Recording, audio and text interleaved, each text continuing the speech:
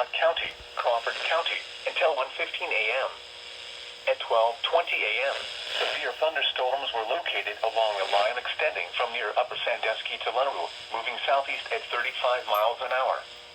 Hazard, 60 miles an hour wind gusts and quarter-size hail. Source, radar indicated. Impact, minor damage to vehicles is possible. Expect damage to trees and power lines.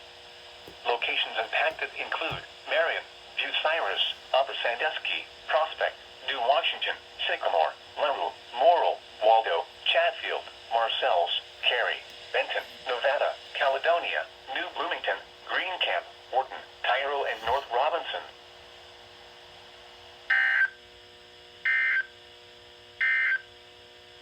Now for the official National Weather Service forecast.